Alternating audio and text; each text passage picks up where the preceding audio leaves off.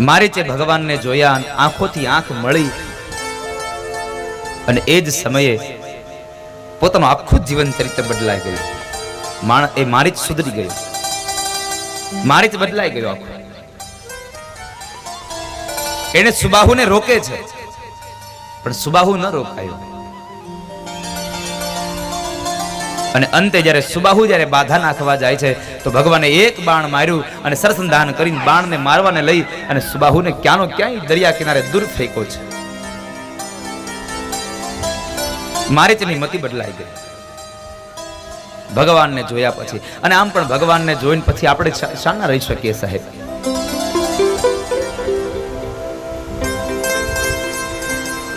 અમુક મંદિરોમાં જઈએ એટલે ભગવાનની મૂર્તિ જોઈએ ને ત્યાં આપણું હૃદય અતિશય પ્રસન્નતા અનુભવે. કારણ એ મૂર્તિમાં એટલું લાવણ્ય સભર રૂપ હોય કે જોઈ અને આપણું મન હરખાઈ જાય સાહેબ, મન ભરાઈ જાય. શું મૂર્તિ છે, હમણાં બોલશે હમણાં બોલશે, આવો ભાવ થાય. અને ભાવ હોય ને તો મૂર્તિ બોલે, ભાવ હોય તો નિર્જીવ વસ્તુ પણ બોલે, પણ તમારો ભાવ હોવો જોઈએ સાહેબ.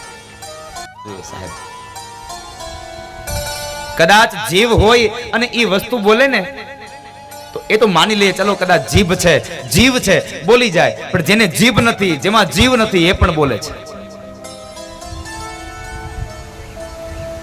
મહારાષ્ટ્રના જનાબાઈ છાણ ભેગું કરી અને છાણા થાપે. એમાં એક વખતના સમયે છાણા થાપ્યા અને એને સુકવવા મૂક્યા છે અને ત્યાંથી કોઈક માણસ એ છાણાઓને ચોરી જાય છે.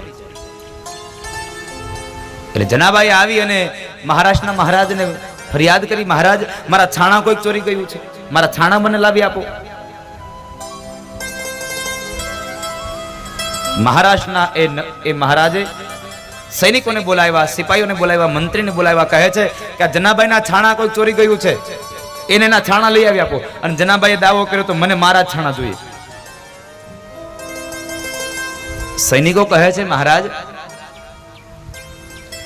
તમે એમ કહો છો આના છાણા ગોતી આપો, પણ તમે વિચાર તો કરો, છાણા એક જ સરખા હોય. અરે એક સરખા હોય તો એને બીજા લઈને આપી દો. જનાબાઈ આ વાત સાંભળે એટલે જનાબાઈ કીધું મહારાજ મારે બીજા કોઈના છાણા નહીં હો, મારે તો મારા જ ચોરાયેલા છાણા જોઈએ છે. અરે જનાબાઈ છાણા તો એક સરખા હોય, તમારા છાણાને ક્યાં ગોતવા જવા? અને ત્યારે મહારાષ્ટ્રના જનાબાઈ એટલું બોલ્યા છે મહારાજ મારા છાણા ગોતવા હોય ને તો એને એક મોટામાં મોટી નિશાની છે, જે છાણામાંથી વિઠ્ઠલ વિઠ્ઠલ અવાજ આવે ને એ છાણા મારા. અને મહાપુરુષો અને સંતો કહેતા ગયા છે અને લખ્યું છે કે મહારાષ્ટ્રની જનાબાઈના હાથથી થાપેલા છાણા પણ વિઠ્ઠલ વિઠ્ઠલ બોલ્યા છે સાહેબ. માત્ર માણસનો ભાવ જોઈએ, ભાવ વગર તમને સત પ્રાપ્ત ન થાય. એટલે ભગવાન ગીતાજીમાં કહે ના સતો વિદ્યતે ભાવો ના ભાવો વિદ્યતે સતઃ. ભાવ વગર તમને સત ન મળે. સત એટલે ઈશ્વર, પરમાત્માની ઝાંખી ન થાય. પરમાત્માની ઝાંખી કરવી હોય તો તમારે એનામાં ભાવ રાખવો પડે, એનામાં દ્રઢ ભરોસો રાખવો પડે, દ્રઢ વિશ્વાસ રાખવો પડે. ઈશ્વરના તત્વની અંદર, ઈશ્વર તત્વમાં તમને ભરોસો હોવો જોઈએ. મારીચ આખું બદલાઈ ગયો ભગવાનની મૂર્તિ જોઈને સાહેબ. ભગવાનનું રૂપ જોઈ અને મારીચ બદલાઈ ગયો. સુબાહુ ગયો, કારણ કે સુબાહુને ભગવાનને માર્યો છે. ત્યારબાદ યજ્ઞ, વિશ્વામિત્ર મહારાજનો યજ્ઞ સંપન્ન કરાયો.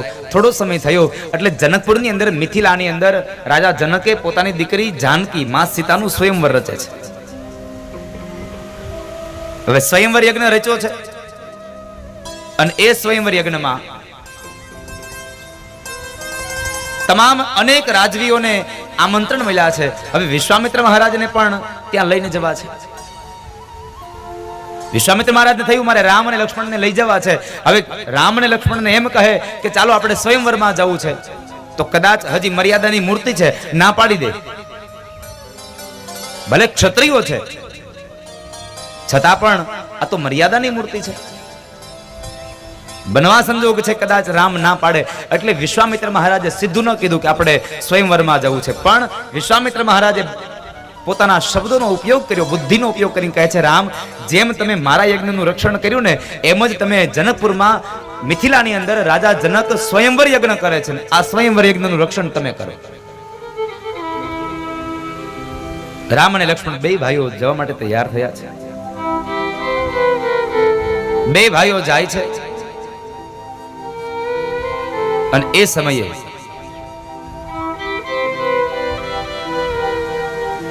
વિશ્વામિત્ર મહારાજ, રામ, લક્ષ્મણ આ ત્રણેય માર્ગમાં ચાલ્યા જાય અને માર્ગની અંદર બરાબર એક મોટી પથ્થરની શિલા દેખાણી છે.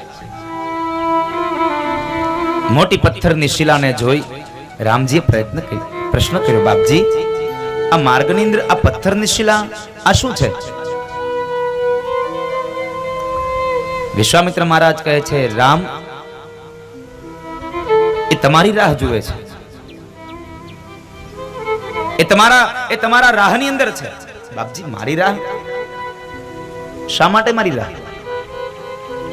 અરે રામ, આ પથ્થરની શિલા એ ગૌતમ નારી અહલ્યા છે અને અહલ્યાને શાપ મળવાને લઈ પથ્થર બન્યા છે, પણ એનો ઉદ્ધાર કરવાનો સમય હવે તમારા હાથમાં છે. કારણ એમને ઉદ્ધાર કરવાના સમયે પ્રશ્ન કર્યો હતો ત્યારે કહ્યું હતું કે જ્યારે રામનો અવતાર થશે અને રામ જ્યારે નીકળશે આ માર્ગમાં અને એના ચરણની અંદર તમને સ્પર્શ થશે ત્યારે તમારો ઉદ્ધાર થશે. આજે અહલ્યાનો ઉદ્ધાર કરો રામ, અને ચરણનો સ્પર્શ કરાવો, અને ચરણ સ્પર્શ આપો.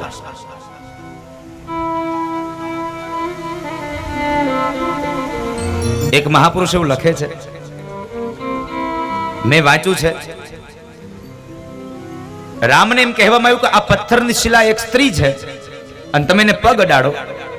રામે સ્પષ્ટ ના પાડી, બાપજી અમે ક્ષત્રિયના સંતાન છીએ અને અમારે ક્ષત્રિયનો ધર્મ છે સ્ત્રીની રક્ષા કરવી, અમારાથી સ્ત્રીઓને પગ ન અડાડાય, અમે તો ક્ષત્રિયના સંતાન છીએ.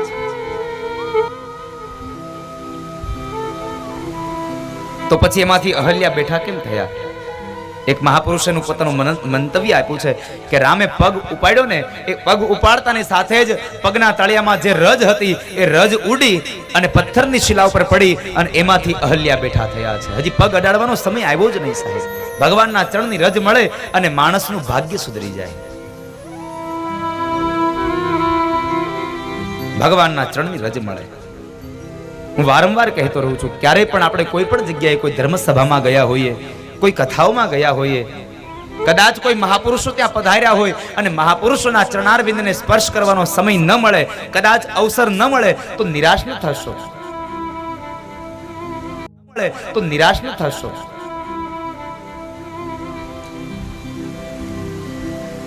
પણ જે માર્ગમાંથી મહાપુરુષો ચાલ્યા છે, સંતો ચાલ્યા છે, એ માર્ગમાંથી જ સંતોના ચરણારવિંદ જ્યાં પડ્યા છે ને એ ચરણારવિંદની માટી લઈ, એ રજ લઈ અને તમારા મસ્તકમાં પધરાવશો ને તો પણ તમારું ભાગ્ય સુધરી જશે. પણ આપણને તો એક જ હામ હોય કે સંતોના પગને અડવા મળે અને સંતો આપણને હાથ અડાડી દે એટલે આપણું કલ્યાણ થઈ જાય. પણ મહાપુરુષો કહે છે કદાચ સંતોને સ્પર્શ કરવાનો સમય મળે નહીં, અવસર ન મળે તો મૂંઝાવું નહીં. જે માર્ગ ઉપરથી ચાલેલા સંતો છે એ માર્ગની રજને તમારા મસ્તક ઉપર પધરાવો, જેથી કરી તમારું ભાગ્ય. રાધે તેરે ચરણોं की रज धूल जो मिल जाए, सच कहता हूँ शामा तकदीर बदल जाए. આખું ભાગ્ય બદલી જાય. મન ગમે તેવું ચંચળ હોય સાહેબ, પણ એકવાર મસ્તકમાં જ્યારે આ રજ પડે એટલે મન શાંત બની જાય. અને અંતમાં તો એક જ વાત થાય, એક જ ઈચ્છા જાગે, એક જ મહેચ્છા રહે કે મારો અંત સમય હોય ત્યારે મારું જીવન તમારામાં હોય સાહેબ, મારું મન તમારામાં હોય. અમે સત્ય કહીએ સાહેબ, અમારું ભાગ્ય સુધરી જાય. અને એ સમય ભગવાનના ચરણારવિંદમાંથી નીકળેલી રજ અહલ્યા ઉપર પડે ને અહલ્યા એમાંથી, એ પથ્થરમાંથી અહલ્યા બેઠા થયા છે. એ કથા રામચરિતમાનસની કથા સુખદેવજી મહારાજે રાજા પરીક્ષિતને વર્ણવી, ત્યારબાદ ત્યાંથી આગળ ગયા છે. પણ આ કથાનો મૂળ હેતુ તો કહે છે આ જગતની, આ જીવનની સાચી શાંતિ ભગવાનના ચરણારવિંદમાં છે, ભગવાનના ચરણોમાં છે. અને આમ પણ તમે જ્યાં પણ જાઓ દોડી દોડીને થાકી જાઓ, અંતે જ્યારે ભગવાન પાસે જાઓ, ભગવાનના મંદિરમાં જાઓ, ભગવાનની મૂર્તિ સામે જાઓ, ત્યારે તમને શાંતિની અનુભૂતિ થાય છે. આપણે મંદિરમાં જઈએ એટલે આપણું મન શાંતિની અનુભૂતિ કરતું હોય સાહેબ, પરમ શાંતિને પામે. આવી કથાઓમાં જઈએ તો આપણું મન પરમ શાંતિઓને પામે છે. શા માટે? અહીંયા વિચારો સ્તબ્ધ થઈ જાય છે. જેમ તમે ભગવાનની નજીક આવતા જશો એમ તમારા કામ, ક્રોધ, લોભ, મદ, મોહ, મત્સર આ બધા જ રીપુઓ તમારાથી દૂર થતા જશે અને અંતમાં આ 7 વસ્તુઓ દૂર જાય એટલે તમારા જીવનની અંદર પરમ શાંતિનો અનુભવ થાય. આ કથાના પંડાલની અંદર, આ કથાના મંડપની અંદર તમને જે આનંદ આવે એ આનંદ તમને બીજા આનંદ કથાની બહાર ના આવે. શા માટે રડે છે? માની યાદ આવી કે અયોધ્યા યાદ આવ્યું? શું થયું તને? શેષ અવતાર લક્ષ્મણ જવાબ આપે છે, મોટા ભાઈ, જ્યાં સુધી મારા ભાઈ રામ મારી હારે હોય ને, મારી સાથે હોય, ત્યાં સુધી મને ન મારી માં યાદ આવે, ન મને મારું અયોધ્યા યાદ આવે. કારણ મારા ભાઈનો પ્રેમ છે ત્યાં સુધી આ દુનિયામાં કોઈ વ્યક્તિ મને ન રડાવી શકે સાહેબ. કોઈની યાદ ન સતાવે મને. તો તારી આંખમાં અશ્રુ શા છે? લક્ષ્મણ કહે છે, મોટા ભાઈ, મારી આંખમાં અશ્રુ એક જ વાતના છે, એકમાત્ર ચિંતા મને રડાવે છે કે કાલ સવારે કદાચ તમારા લગ્ન થશે, મારા ભાભી ઘરમાં આવશે ને, તો જે પગની હું સેવા કરું છું ને એ સેવા મારા હાથમાંથી જુટવાઈ જશે, અને સેવા જુટવાઈ જશે ને તો મારું મન શાંતિની અનુભૂતિ નહીં કરે, મારું મન શાંત નહીં રહે. એટલા માટે મને દુઃખ થાય છે કે કાલ કદાચ મારા ભાભી આવશે તો મારા હાથમાંથી સેવા જુટવાઈ જશે. ભગવાન રામ કહે છે, અરે લક્ષ્મણ, એક વાત યાદ રાખો કે કાલ કદાચ મારા લગ્ન થાય, તારી ભાભી ઘરમાં આવે તો મારા ડાબા પગની સેવા તારી ભાભી કરશે અને મારા જમણા પગની સેવા મારો લક્ષ્મણ કરશે. ડાબા પગની સેવા તારી ભાભી કરશે અને જમણા પગની સેવા લક્ષ્મણ તું કરીશ. અને કદાચ સાંભળી લે, આ વાત તારી ભાભીને નહીં ગમે ને તો હું તારી ભાભીને છોડી દઈશ, પણ લક્ષ્મણ જિંદગીભર તને કોઈ દિવસ નહીં છોડું, તને નહીં છોડું.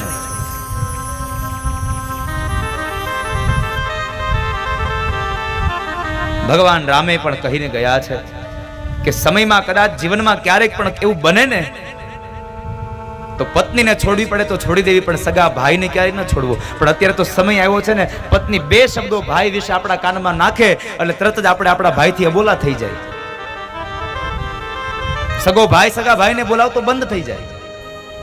અત્યારે સમય આવ્યો સાહેબ, સગા ભાઈની સલાહ ન લે, હાળાની સલાહ લેવા જાય. સાળો વધારે નજીક આવ્યો.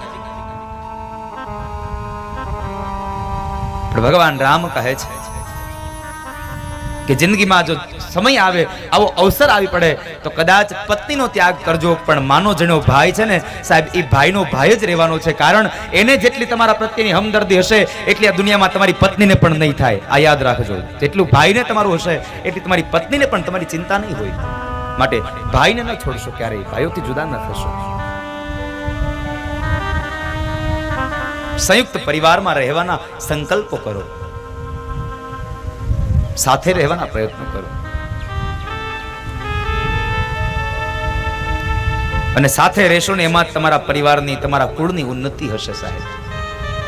સમાજ તમારામાંથી નોંધ લેશે. રામચરિત માનસ એમ કહે છે, ભેગા રહ્યો. એક માને 2 દીકરા હોય, 3 દીકરા હોય, 4 દીકરા હોય, આ ચારેયના લગ્ન થઈ જાય ને એટલે તમારે એક જ વાત કરવાની યુવાનોને કહું છું કે ચારેય ભાઈઓના લગ્ન થઈ જાય એટલે ચારેય પત્નીઓને સાથે બેસાડવી, મા બાપને સાથે બેસાડવા, અને ચારેય ભાઈઓ સાથે બેસી અને પોતાની પત્નીઓને એક વાત ચોક્કસપણે કહી દેવી કે તમારે આ ઘરમાં જેમ રહેવું હોય તેમ રહેજો. આ તમે ચારેય મા બાપની હારે, અમારા કોઈની હારે તમે પ્રેમથી રહ્યો તોય ભલે અને બાધી બોલીને રહ્યો તોય ભલે. અમે ચારેય ભાઈઓ ભેગા હતા અને વર્તમાનમાં ભેગા છીએ અને ભવિષ્યમાં ભેગા રહેવાના. અમે ચારેય ક્યારેય નોખા નથી થવાના. તમારા ઘરમાં પત્ની ક્યારેય તમને નોખા થવાની વાત કરે ને તો હું મારું ભાગવત છોડી દઉં સાહેબ. તમે મક્કમ બની જાઓ, તમે તટસ્થ બની જાઓ. પણ તમારો જ દોષ હોય છે, પત્ની 2 રૂમમાં આવી અને 2 વાતો કાનમાં નાખે એટલે બીજા દિવસે સવારે ભાઈની સાથે અબોલા થઈ ગયા હોય. 25 વર્ષથી સાથે રહેનારા એ ભાઈઓને એકાદ બે વર્ષમાં નોખા થઈ જવાનો વારો આવે. આ રામકથાનો મુખ્ય હેતુ છે સાહેબ, બે દિલને, બે હૃદયને, બે માણસને જોડવાની કથા છે. જીવનમાં બહુ ઉપયોગી કથા છે. મહાપુરુષો કહે છે એક ભાગવત અને એક રામકથા. રામચરિત માનસ છે એ પ્રાથમિક શાળા છે અને ભાગવત છે એ હાઈસ્કૂલ છે. રામચરિત માનસ તમને જીવતા શીખડાવે છે અને ભાગવત તમને મરતા શીખડાવે છે. કેમ મરવું, કેવું જીવવું, કોનો આદર અને સત્કાર કરવો, એવી અનેક કથાઓ રામચરિત માનસમાં ભરી છે.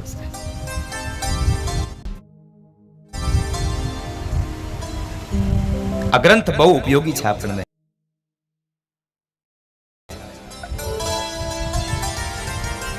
એક વખત એક મહાત્માજી બરાબર ટ્રેનમાં મુસાફરી કરતા હતા અને એ ટ્રેનમાં જે ડબ્બામાં જે સીટ ઉપર બેઠા હતા એની સામેની બારીએ એક યુગલ બેઠું છે. નવા નવા લગ્ન થયા છે, પરણેલા છે અને બે બરાબર ફરવા માટે જાય છે. અને સામે જે મહાત્માજી બેઠા છે એ મહાત્માજી એની મસ્તીમાં હાથની અંદર રામચરિત માનસનો નાનો એવો ગુટકો છે. સામે પતિ પત્ની બે પ્રેમ પ્રણયની વાતો કરે છે અને એમાં બરાબર પેલા મહાત્માજી જોર જોરથી રામચરિત માનસની ચોપાઈઓ ગાય છે. રામચરિત માનસની ચોપાઈઓ ગાય છે અને એ ચોપાઈઓ ગાવામાં મોટે મોટેથી ગાય છે. એટલે સાથે નારી છે, સ્ત્રી છે, એટલે અહંકારી હોય અને એમાં હમણાં નવા નવા લગ્ન થયા એટલે હારે જ્યારે પત્ની હોય ત્યારે જરાક કોકને બતાવવું પડે પત્નીને કે મારામાં બળ છે. અને તમે જોજો એવું જ થાય આ વર્તમાન આ કળયુગમાં એવું જ થાય છે.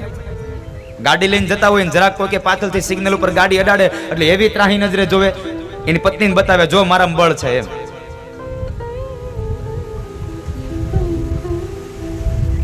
અહીંયા પત્ની સાથે છે એટલે પેલા મહાત્માજીને કહે છે, એ મહારાજ તમારે ગાવું હોય તો મનમાં ગાવ, આ તમારી ચોપાઈઓ અમારે નથી સાંભળવી, અમને અમારી વાતોમાં ડિસ્ટર્બ થાય છે.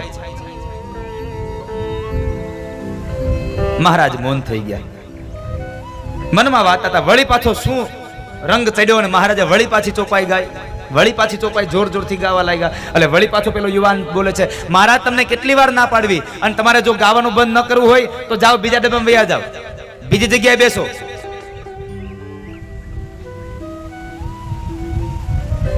મહારાજ શાંત થઈ ગયા. 2-3 કલાક ટ્રેન ચાલી હતી ને અને એમાં બરાબર એક જગ્યાએ ટ્રેન સ્ટેશન ઉપર આવી અને ઊભી રહી. 5 મિનિટનું ત્યાં હોલ્ટ હશે એટલે ટ્રેન ઊભી રહી. એટલે પતિ પત્નીને હજી આગળ જવું છે એટલે એની જગ્યા ઉપર કોઈ બેસી ન જાય એટલે જગ્યામાંથી એની બેગને મૂકી અને તેઓ નીચે ગયા. નીચે ગયા એટલે સ્ટોલ ઉપર જરા ખાણીપીણીનો સ્ટોલ હતો, ત્યાં બે નાસ્તો કરે છે.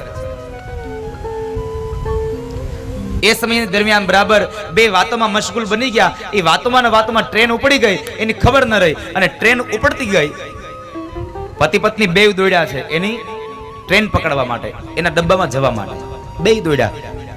જેમ જેમ ઈ દોડતા જાય તેમ તેમ ટ્રેનની સ્પીડ વધતી જાય અને એમાં બરાબર એકદમ દોડી અને પેલો ટ્રેનમાં ચડવાનો સળિયો પકડાયો અને પેલો યુવાન ચડી ગયો પણ એની પત્નીનો હાથ મુકાઈ ગયો અને પત્ની ત્યાં સ્ટેશન ઉપર રહી ગઈ. હવે બે બાકડો બન્યો, જોર જોરથી રાડો પાડે, કોઈ ટ્રેન ઊભી રાખો મારી પત્ની રહી ગઈ, કોઈ ટ્રેન ઊભી રાખો મારી પત્ની રહી ગઈ. પેલા મહાત્માજી સાંભળી ગયા, ઈ જરા ઊભા થઈને આવ્યા. હે ભાઈ શું થયું? અરે મહારાજ ટ્રેન ઊભી રાખો મારી પત્ની પ્લેટફોર્મ પર રહી ગઈ, અમે નાસ્તો કરવા ગયા હતા, હું અહીંયા ટ્રેનમાં ચડી ગયો અને ઈ રહી ગઈ. ત્યારે મહાત્માજી હળવેકથી કહે છે, ભાઈ એક વાત કહું?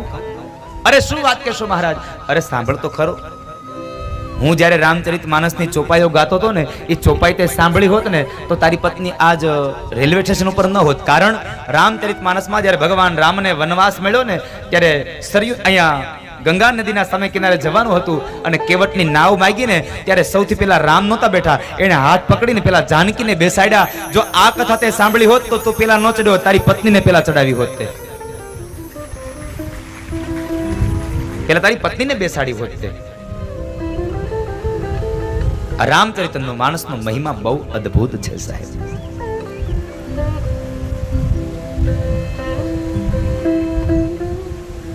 અને એ સમયે રામજીએ લક્ષ્મણને સાંત્વના આપી. બીજા દિવસનો સૂર્ય ઉદય થયો અને એ સમયે રામ અને લક્ષ્મણ બે ભાઈઓને લઈ અને વિશ્વામિત્ર મહારાજ એક મહામંચ જે મંડપ રચાયો એ મંડપની અંદર આવ્યા છે. માનસકાર એમ કહે છે, મહાપુરુષો કહે છે કે એક સાથે 10,000 રાજાઓ બેસી શકે એવડી મોટી વ્યવસ્થા કરી હતી રાજા જનકે. મહામંચ રચ્યો અને મંચની મધ્યમાં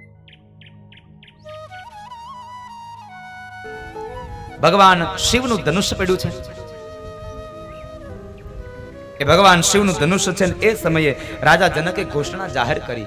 રામ લક્ષ્મણને લઈ વિશ્વામિત્ર મહારાજ સભામાં આવે અને ઘોષણા જાહેર થઈ કે હે રાજાઓ સાંભળો, જ્યારે મારી દીકરી 3 વર્ષની હતી ત્યારે આ ભગવાન શિવના ધનુષ્યને લઈ અને એ રમતી હતી. આજ કોઈ શિવના ધનુષ્યને પણસ ચડાવી આપે તો એની સાથે મારી દીકરીના લગ્ન થાય, મારી જાનકીના લગ્ન એની સાથે થાય.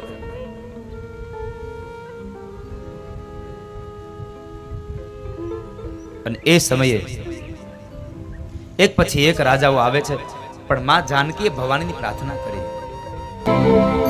માં ભવાનીને પ્રાર્થના કરી કે છે હે માં, આ ધનુષ્ય કોઈનાથી ઉપડવું ન જોઈએ. અને માં ભવાનીએ ભગવાન શિવને પ્રાર્થના કરી. એટલે શિવજીએ આ દુનિયામાં, આ જગત ઉપર, ધરતી ઉપર જેટલા પણ એના ગણ હતા ને બધાય ગણને સૂક્ષ્મ રૂપે લાવી અને ધનુષ્ય બાણ પર મૂકી દીધા. અનેક રાજવીઓ આવ્યા, ધનુષ્યને ઉપાડવાના પ્રયત્નો કરે, પણ ધનુષ્ય ઉપડ્યું નહીં કોઈનાથી. અંતે રાજા જનકથી આ દુઃખ ન જોવાયું.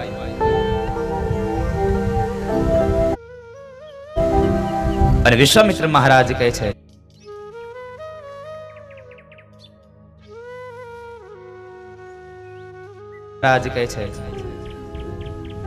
ઉઠવું રામ ભંજવું ભવભાત.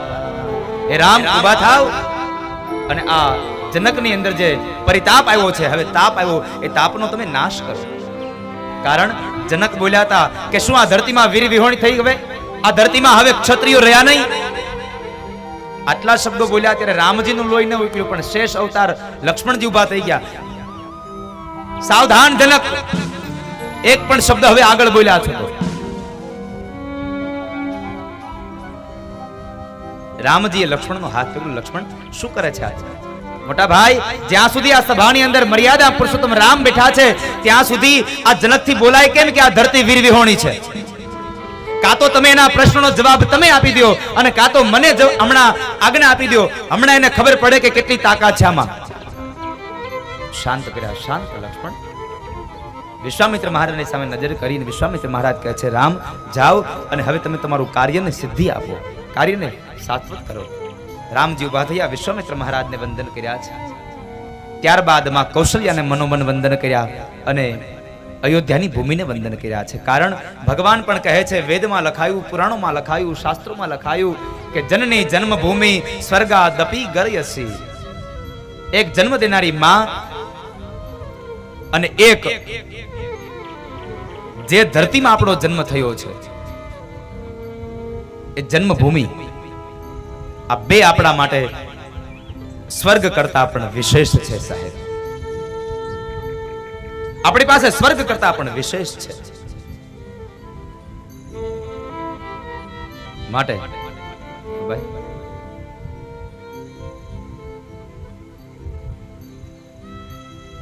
જન્મભૂમિ અને જન્મ દેનારી માનું મહાત્મ્ય છે. માને વંદન કર્યા. ત્યારબાદ ધનુષની નજીક ગયા છે અને ધનુષના નજીકમાં જઈ ભગવાન શિવને વંદન કર્યા.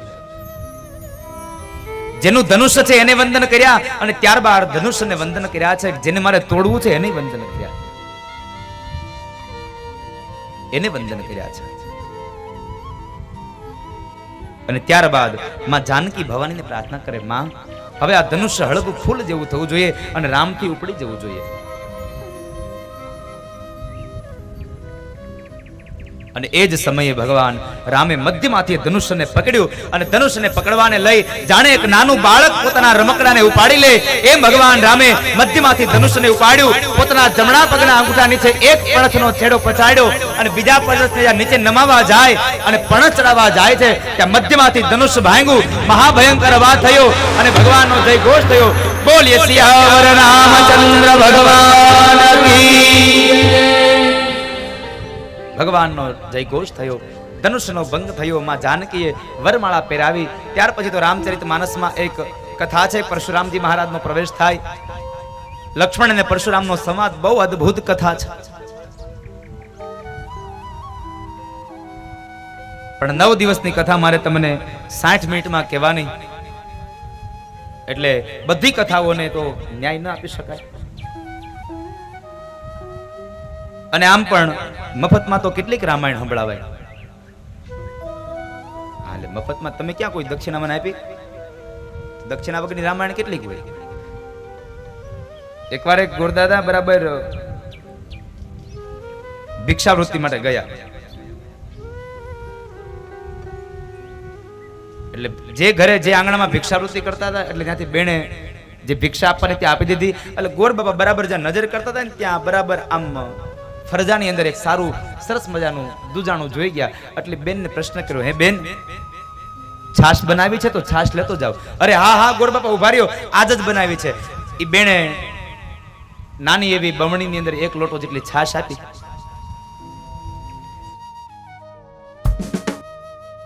ગોર બાપા હાલતા થાય ને ત્યાર પેલા બેન બોલ્યા, એ ગોર બાપા આ છાશ તો લઈ જાવ છો, હારે હારે થોડીક કથા તો રામાયણ તો સંભળાવતા જાવ. એટલે ગોર બાપાએ રામાયણ સંભળાવી. અયોધ્યામાં રામનો જન્મ થયો, ત્યારબાદ એને વિશ્વામિત્ર મહારાજની સાથે ગયા.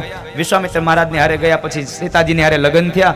લગ્ન કરીને આવ્યા અને એમાં બરાબર રામને બરાબર રાજગાદી બેસાડવાનો સમય આવ્યો તો કઈ વરદાન માંગ્યા. રામ વનમાં ગયા, સીતાજીને લઈને જંગલમાં ગયા, 14 વર્ષ વનવાસ કર્યો. પાછળથી દશરથ મહારાજ મૃત્યુ પામ્યા અને ત્યાં આગળ જ્યારે જંગલમાંથી સીતાજીનું હરણ કરીને રાવણ લઈ ગયો અને ભગવાન હનુમાનને લઈ અને આખી વાનર સેનાને લઈને લંકામાં ગયા. ત્યાં રાવણને માર્યો. રાવણને મારીને સીતાજીને પાછા લાવ્યા અને અયોધ્યામાં રામનું રાજ્ય સ્થપાયું. બોલો સિયાવર રામચંદ્ર કી.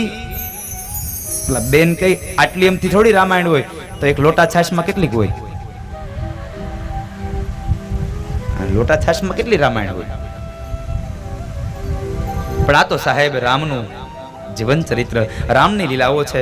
રામની લીલાઓ 7-9 દિવસ તો શું, કદાચ 9 ભવ ગાયે ને તો પણ ન ખૂટે. હરિ અનંત, હરિ કથા અનંતા. મારો હરિ પણ અનંત છે અને એની દિવ્ય ગાથાઓ પણ અનંત છે. અને એ સમયે બરાબર કુમકુમ પત્રિકા લઈ અને સૈનિકો અયોધ્યામાં આવ્યા છે. અયોધ્યાની અંદર દેવર્ષિ નારદને બોલાવ્યા. નારદની પાસે સરસ મજાનું મુહૂર્ત નીકળાયું. એ મુહૂર્તને લઈ અને જાન લઈને સૌ લોકો આવ્યા છે. વસંત પંચમીએ જાન આવી અને ધનતેરસે પાછી ગઈ હતી. આટલી જાન રોકાણી હતી પેલા. વસંત પંચમીના દિવસે જાન આવી અને ધનતેરસના દિવસે જાન ગઈ હતી. પણ જ્યારે જાન આવી છે ને ત્યારે એક વિવેકનો પ્રસંગ બન્યો છે. રામચરિત માનસ આખું મર્યાદાથી ભરેલું એક ગ્રંથ છે સાહેબ. વિવેકનો પ્રસંગ બન્યો. બરાબર થયું એવું માનસકાર એમ લખે છે કે 4 ભાઈઓના લગ્ન એક જ માંડવે થયા. શ્રુતકીર્તિ, માંડવી અને ઉર્મિલા, આ 3 બહેનો હતી. માં જાનકીની કાકાની બાપાની દીકરીઓ, પિતરાય બહેનો. અને એ પિતરાય બહેનો સાથે ભગવાન રામના 3 ભાઈઓ ભરત, શત્રુઘ્ન અને લક્ષ્મણ, આ 3ના લગ્ન થયા. એટલે 4 ભાઈઓ એક માંડવે પરિણા. લગ્નની વિધિ સંપન્ન થઈ અને જ્યારે જમવા બેઠા ત્યારે એક પ્રસંગ બન્યો વિવેકનો. બહુ અદ્ભુત પ્રસંગ છે. જ્યારે જમવા બેઠા છે ત્યારે જમતા જમતા માં જાનકીના બહેનપણીએ જરા વિવેક કર્યો, જરાક હાસ્ય કર્યું, મજાક કરી કે અયોધ્યામાં ક્યાં છોકરા થતા હતા દશરથને, ત્યાં આ તો ખીર ખાધીને એટલે છોકરા થયા. રામ કઈ ન બોલ્યા, ભરત કઈ ન બોલ્યા, શત્રુઘ્ન કઈ ન બોલ્યા, પણ લક્ષ્મણથી ન રહેવાય, કારણ કે શેષનો અવતાર છે અને વિવેકની મૂર્તિ કાઢી છે ને. એટલે લક્ષ્મણજી મહારાજ બોલ્યા છે, સાચી વાત છે તમારી સ્ત્રીઓ, અયોધ્યામાં તો મહારાજને ત્યાં છોકરા હતા નહીં, પણ ખીર ખાધી એટલે છોકરા થયા. પણ તમને એ ખબર છે કે આ જનકપુરની અંદર પ્રસૂતાની વેદના વેઠવી ન પડે એટલે છોકરીઓ ધરતીમાંથી નીકળી છે. છોકરીઓ ધરતીમાંથી નીકળી છે. રામજી હાથ પકડીને કહે છે, લક્ષ્મણ શું કરો છો તમે? આ આનંદનો પ્રસંગ છે, આમાં મજાક કરે એમાં શું વાંધો? અને ત્યારે લક્ષ્મણજીએ 2 હાથ જોડી ભગવાન રામની માફી માંગી.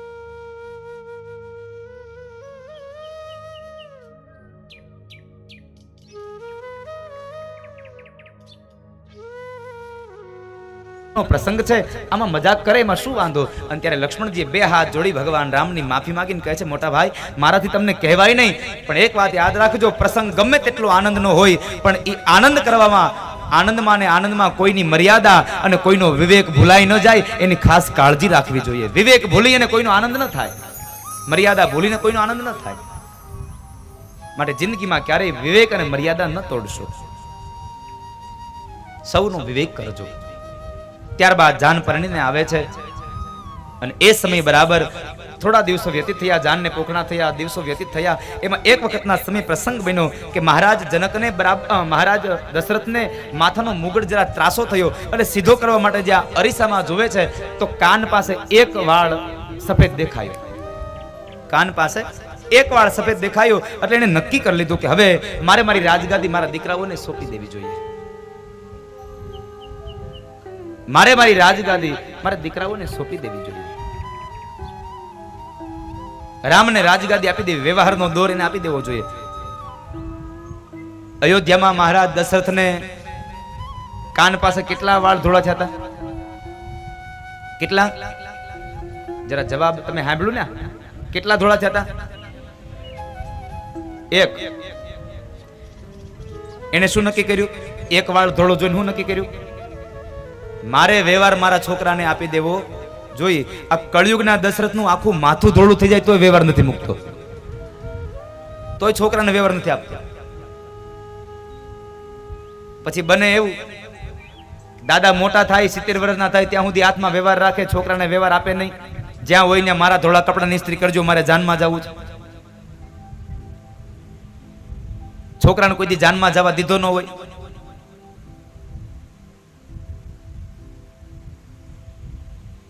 એટલે પછી જ્યારે દાદાના હાથમાંથી વ્યવહાર મૂકવાનો સમય આવે ત્યારે દાદાનો દીકરો હોય ને એના હાથમાં વ્યવહાર ન આવે, કારણ અત્યારે સમય પરિવર્તિત થઈ ગયો. એટલે દાદાના દીકરાનો દીકરો હોય ને એ મોટો થઈ ગયો હોય, વ્યવહાર કરે એવડો, એટલે સીધો વ્યવહાર એના હાથમાં. એટલે દાદાના દીકરાને 5 માણામાં કોઈ ઓળખે નહીં, કારણ કે કોઈ દી જવા જ ન દીધો હોય ક્યાંય. જ્યાં હોય ત્યાં વરની ફઈ હું, જ્યાં હોય ત્યાં વરની ફઈ હું, જ્યાં હોય ત્યાં ઈ જ હોય. માટે આપ સૌને મારી પ્રાર્થના છે, સમયાંતરે યથા યોગ્ય કાળે દીકરાઓને વ્યવહારની દોર સોંપી દેવી. વ્યવહારની દોર દીકરાઓને સોંપી અને પછી આપણે આપણું જીવન જીવવું. મહારાજ દશરથે નક્કી કર્યું. વશિષ્ઠ મહારાજને પ્રશ્ન કર્યો. વશિષ્ઠ મહારાજ કહે છે, રાજા આમાં મુહૂર્ત શું જોવાનું? રામ જેદી ગાદી આવે તેદી મુહૂર્ત. હવે એમ તો ન કહેવાય 14 વર્ષનું હજી તમારે રાહ જોવી પડશે, 14 વર્ષ પછીનું તો મુહૂર્ત દેવાય નહીં. એટલે રામ જેદી ગાદી આવે તેદી મુહૂર્ત. એટલે કીધું તો કાલે જ બેસાડી દઈએ. કઈ વાંધો નહીં, કાલે બેસાડીએ. આખું અયોધ્યાને શણગારવામાં આવ્યું છે. અને આ બાજુ કૌશલ્યાની દાસીઓએ કૌશલ્યાને સમાચાર આપ્યા, માં આવતીકાલ આપણા રામ રાજા બને છે. એટલે રામ રાજા બને છે શબ્દો સાંભળ્યા એટલે કૌશલ્યાએ તરત જ એક હાર કાઢી અને દાસીઓને આપી દીધો. લ્યો, આ મારા દીકરાના રાજા બનવાની વધામણી છે. રાજા બનવાની વધાઈ આપી. દાસીઓ બરાબર લઈને નીકળે છે. અને એ સમયે કઈકઈની દાસી મંથરા ઈ એને સામી મળે. અને જ્યારે એ સામી મળે છે ત્યારે એને મેણું માર્યું. એટલે મેણું મારવાને લઈ અને ઈ મંથરા સીધી જ ગઈ કઈકઈ પાસે અને કઈકઈને જઈને એના કાન ભંભેરણી કર્યા અને કઈકઈ પાસે 2 વરદાન મગાવવાની તૈયારી કરી. પહેલું વરદાન ભરતને રાજગાદી અને બીજું વરદાન રામને 14 વર્ષનો વનવાસ. આ શું કામ માંગ્યું કહીએ? મંથરાનો સંગ થયો. જ્યારે ખોટા માણસનો સંગ થઈ જાય ને તો આપણું જીવન બરબાદ થઈ જાય. માટે સંગ કરતા પહેલા પણ યાદ રાખજો, સંગ કરવાથી માણસ કૃષ્ણ પણ બની શકે અને સંગ કરવાથી માણસ કંસ પણ બની શકે છે. સંગનો દોષ લાગે છે. હારાનો સંગ કરશો તો તમારી કિંમત થશે, ખરાબનો સંગ કરશો તો તમારી કિંમત હશે ઈ વહી જાય. જો તમને એક ઉદાહરણ આપું. નામે ચોખો રંગે ચોખો ઉજ્જવળ એનું રૂપ, કંકુ સાથે મેળ કરીને કંઈક નમાવ્યા ભૂપ. આપણે જેને ચોખો કહીએ ને, જુઓ એ રંગમાં ચોખો, રૂપમાં ચોખો, એને કંકુની હારે મેળ કર્યો. કોનો સંગ કરો છો ને એ મહત્વની વાત છે. એને કંકુની હારે મેળ કર્યો એટલે કપાળમાં તિલક કરે અને જ્યારે ચોખા લગાડે એટલે ગમે તેવો મોટો રાજા હોય તો તમને થોડોક તો નમી જાય સાહેબ. કંકુ સાથે મેળ કરીને કંઈક નમાવ્યા ભૂપ. પણ ઈનો ઈ ચોખો જોજો સંગ બદલાયો. મગની સાથે મેળ કર્યો ચોખો થયો બદનામ. મગની સાથે મેળ કરીને ચોખ્ખો થયો બદનામ, રંગ ખોયો રૂપ ખોયું, લોકોએ પાડ્યું ખીચડી નામ. રંગે ગયો, રૂપે ગયું અને એનું નામે વહી ગયું. એટલા માટે સંગ કરતા સમયે પેલા યાદ રાખજો કોનો સંગ થાય છે. જેને ભજનમાં હોય સાહેબ નિર્ધાર, જેને સારાનો રંગ લાગે છે સાહેબ, એની સાથે સંગ કરો. મંથરાએ કાન ભમરણી કર્યા અને કઈ ની અંદર એ મંથરા એટલે કુબુદ્ધિ, આધ્યાત્મિક અર્થમાં કુબુદ્ધિ છે. અને કુબુદ્ધિ જ્યારે જીવનમાં આવે ને પછી એનું પરિણામ શું હોય નક્કી નહીં તો કઈ પણ રામને એટલો જ પ્રેમ કરતા હતા, પણ જ્યારે કુબુદ્ધિની સાથે સંગ થયો અને કુબુદ્ધિ જ્યારે જીવનમાં પ્રવેશ કરી ગઈ એટલે રામ પ્રત્યેનો પ્રેમ મરી પરિવાર્યો અને રામને 14 વર્ષનો વનવાસ આપ્યો છે.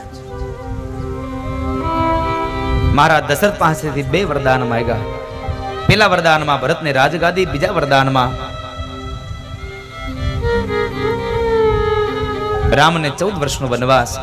એ 14 વર્ષના વનવાસને માટે થઈ પિતાજીના વચનને લઈ અને રામ, લક્ષ્મણ અને માતા જાનકી વનવાસ જવા માટે તૈયાર થયા છે. વલકલ વસ્ત્રો ધારણ કર્યા છે, રાજના કપડા ઉતરાવ્યા અને વલકલ વસ્ત્રોને ધારણ કર્યા છે. જ્યારે વલકલ વસ્ત્રોને ધારણ કર્યા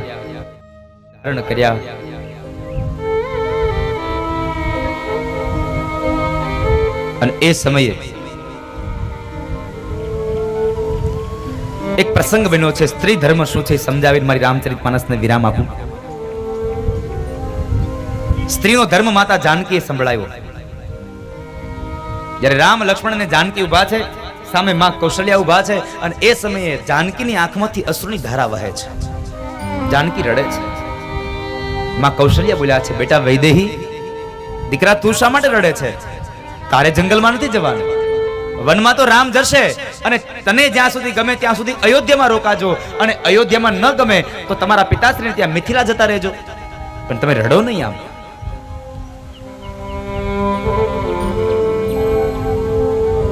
તારે વનમાં નથી જવાનું. અને ત્યારે માં જાનકી શું શબ્દો બોલ્યા છે? માં, માણસથી એનો પડછાયો જુદો થાય ને તો હું રામથી જુદી થઈ શકું, એમને ન થઈ શકું. મારે રામની હારે જંગલમાં જવું પડે છે એટલે મારી આંખમાં અશ્રુ નથી આવ્યા. તો તારી આંખમાં અશ્રુ શાના છે? ત્યારે માં જાનકી એટલું બોલ્યા છે કે માં, મારી આંખમાં અશ્રુ એક જ વાતના છે કે મર્યાદા પુરુષોત્તમ રામ અહીં ઊભા છે, મારા પતિ ઊભા છે અને મારા પતિની નજર સામે મારે મારી સાસુની હારે 2 વાતો કરવી પડે છે ને એટલે આ મને દુઃખ લાગ્યું છે કે મારે મારી સાસુની સાથે બોલવું પડ્યું મારા પતિની હાજરીમાં, એટલે મને દુઃખ લાગે છે, એટલે મારી આંખમાંથી અશ્રુ નીકળે છે. અને પહેલાનો સમય હતો કે સાસુ સસરાની તો લાજ કાઢવાની જ, પણ જ્યાં સુધી ઘરવાળો ઘરમાં હોય ત્યાં સુધી સાસુમાની લાજ કાઢવાની. આવો એક રિવાજ હતો. ઘણામાં બેનો બેઠા હશે જેને સાસુની લાજ કાઢી હશે.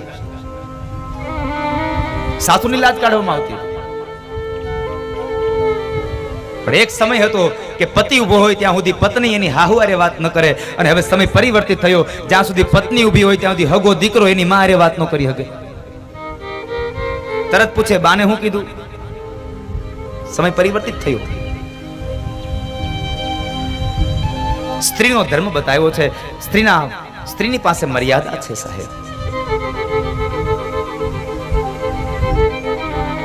સ્ત્રીની અંદર કેટલું સામર્થ્ય છે એ તપાસ હોય તો માત્ર એક જ અવસ્થા, જ્યારે પરિવારમાં વિપત્તિ આવે ને ત્યારે ખબર પડે કે આ સ્ત્રીમાં કેટલી તાકાત છે. ત્યારે એ ધીર ગંભીર થઈ અને પત્ની એ સ્ત્રી કેટલો વિવેક જાળવી રાખે છે. જ્યારે વિકટ પરિસ્થિતિમાં વિવેક જાળવે ને એ સાચી આ ધર્મની પત્ની હોય છે સાહેબ, એ સાચી સ્ત્રી છે. સુખમાં તો સૌ સાથે હોય, દુઃખમાં જે પતિનો સાથ આપે ને એ સાચી પત્ની છે. સુખમાં તો હવ હારે હોય. વચનને ખાતર રામ, લક્ષ્મણ અને માતા જાનકી જાય છે, જંગલમાં જવા માટે નીકળે. માં કૌશલ્યાએ પ્રાર્થના કરે છે, કોઈક રામને રોકી લ્યો. રામ, લક્ષ્મણ અને માં જાનકી જાય છે. ત્યારબાદ સરયુ શૃંગવેરપુરમાં એક રાત્રિ રોકાયા અને ત્યાંથી નીકળી ગંગાના કિનારે ગયા. કેવટની નાવ માગી સામે કિનારે જાય. ત્યારબાદ સમય વ્યતીત થવા લાગ્યો. આ બાજુ ભરતજી મહારાજ આવે છે પાછળથી મામાના ઘરેથી.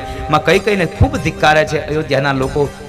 મહારાજ દશરથ આખો દિવસ રેડા કરે છે, મારા રામને લઈ આવો, મારા રામને લઈ આવો. રામના વિયોગની અંદર દશરથજી મહારાજ ખૂબ આકુળ બન્યા છે. અને ત્યાં આગળ મહારાજ દશરથે પોતાનો પ્રાણ ત્યાગ્યો છે, પ્રાણ ત્યાગી દીધો. આ બાજુ ભરતજી મહારાજ રામને લેવા માટે જંગલમાં જાય છે, પણ રામજી ન આવ્યા. રામજીએ પોતાની ચરણ પાદુકાઓ આપી છે. અને ત્યારબાદ પંચવટીમાં જ્યારે રહે છે ત્યારે પંચવટીમાંથી રાવણ માં જાનકીનું હરણ કરીને લઈ જાય. માં જાનકીની શોધ માટે ભગવાન રામ અને લક્ષ્મણ નીકળે.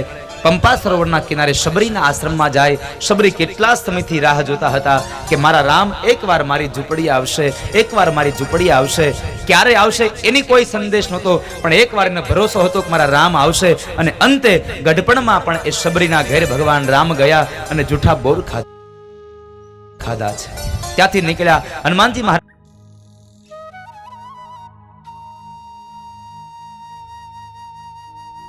બોર ખાધા છે. ત્યાંથી નીકળ્યા હનુમાનજી મહારાજ સાથે મિલન થયું, સુગ્રીવની સેના સાથે મિલન થયું. વાલીને ભગવાન રામે માર્યો છે. ત્યારબાદ વાલી પુત્ર અંગદ પણ ભગવાનના સૈન્યમાં ભળ્યા છે. હનુમાનજી મહારાજ દરિયાના સામે કિનારે જાય, માં જાનકીનો સંદેશો લઈને આવે છે. અને આ બાજુ નલ અને અંગદ નામના બે વાનરો દ્વારા પથ્થરો નખાવી અને એક સેતુ તૈયાર થયો. અને એ સેતુ પર ચડી અને આખી વાનર સેનાને લઈ અને ભગવાન રામ, લક્ષ્મણ, હનુમાનજી મહારાજ, સુગ્રીવ, આ તમામ અંગદ, આ તમામ વ્યક્તિઓ આવી અને લંકામાં રહ્યા. લંકાની અંદર જ્યારે રામ અને રાવણનું યુદ્ધ થાય છે એ સમય મારે આપને એક અંતિમ સંદેશો આપીને મારી રામકથાને વિરામ કરું. જીવનમાં બહુ ઉપયોગી સંદેશો છે. જ્યારે રામ અને રાવણનું યુદ્ધ થતું હતું ત્યારે રામ એક પછી એક રાવણના મસ્તક ઉતારે, નવું મસ્તક આવે, એક પછી એક મસ્તક ઉતારે, નવું મસ્તક આવે. ત્યારે રામને કાનમાં આવી અને રાવણનો સગો ભાઈ વિભીષણ એમ કહે છે, પ્રભુ રાવણના મસ્તક ન ઉતારો, રાવણની નાભીમાં અમિકુંભ છે, એટલે તમે નાભીમાં બાણ મારો. અને ભગવાન રામે દશાનન રાવણને નાભીમાં એક બાણ માર્યું અને દશાનન રાવણ ઢળી પડ્યો તો ખરો, પણ નાભીની અંદર બાણ વાગ્યું એટલે પડ્યો. આ વાત કોણે કરી? રામને કોણે કીધું કે રાવણની નાભીમાં અમિકુંભ છે? રાવણનો સગો ભાઈ વિભીષણ. અહીંયા કહેવત પડી કે ઘર ફૂટે ઘર જાય. ઘરનો જ હતો, સગો ભાઈ હતો. એ સગા ભાઈનું એને રામને કહી દીધું. એટલે આ બધાને મારી પ્રાર્થના છે કે ઘરની વાત ઘરની બહાર ન જવા દેવી, નકર એમાંથી બે શબ્દો ભળી અને વળી મોટી થશે. બીજા ઘરે જાય ત્યાંથી બે શબ્દો ભળશે, મોટી થાય. અને અંગતમાં અંગત વાત હોય તો હું તમને બધાને પ્રાર્થના કરું, બહેનોને કોઈ દી કેવું નહીં. કારણ એના પેટમાં કોઈ દી વાત ટકે નહીં. ઓલી કહેવત છે ને, મીંદરાના પેટમાં કે કૂતરાના પેટમાં? મીંદરાના પેટમાં. હા, ખીર ટકે તો બેનોના પેટમાં વાત ટકે. એને તમે ગમે એમ કહો, આખી વાત કહીને એમ કહેજો ને, કોઈને કહેતા નહીં હો તો બીજે દી બેન પડીને કહે, આખી વાત માંડીને કરી દે અને પછી કહેજો તું કોઈને કહેતી નહીં, તાર ભાઈએ કોઈને કહેવાની ના પાડી છે. આખા ગામની બેનોને એ વાતની ખબર પડી જાય તો છેલ્લે એ તો શબ્દ વપરાય જ, કોઈને કહેવાની ના પાડી છે. રાવણને મારી માં જાનકીને લઈ અને ફરી પાછા અયોધ્યાની અંદર આવે અને રામનું રાજ્ય સ્થપાયું. આ સંક્ષિપ્ત રામચરિત માનસ, આ છેલ્લો ઉપદેશ આપ્યો કે ઘર ફૂટે ઘર જાય. એટલે બહેનોને કહું છું કે વહુએ કોઈ દી હાહુમાના વગોણા બાજુમાં ન કરવા અને હાહુમાએ કોઈ દી વહુના વગોણા ન કરવા. કારણ એ પડોશી બીજા બે શબ્દો ભેળવીને બીજા ન કહે, ત્રીજા ન કહે અને પછી આખા ગામમાં તમારી વાતો થાય. એટલે ઘરની વાત કોઈ દી કોઈને કહેવી નહીં.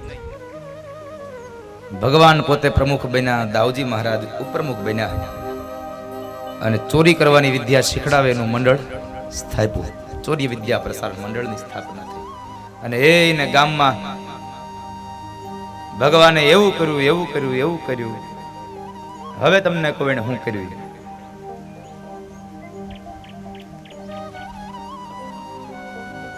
કઈ વાંધો નહીં, તમે ભૂલી જાવ તો હાલે, મારે થોડું ભૂલાશે.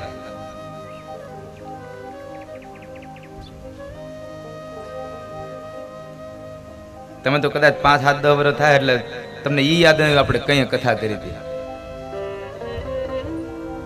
વધીને 10 વર્ષ તમને આ તારીખ યાદ રહે, પછી નહીં રહે.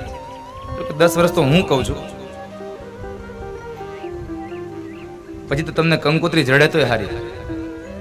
રાખી મૂકજો એકાદી કંકોત્રી, મઢાવી લેજો. આ સ્ટુડિયો વાળા ભાઈને કહેજો ને કે ફોટો અમારો બનાવો ને હારો, એની હારે એમાં કંકુતરી ચારે બાજુ એક ખૂણે એક પેજ મૂકી દો, એટલે કોઈ દી જાય જ નહીં ક્યાંય. અને છતાંય ભૂલી જાવ તો પછી મારી પાસે આવજો, મારી યાદીમાં જ કાઢ દઈશ. આ 90મી કથા તમારી છે ક્રમ સહિતની.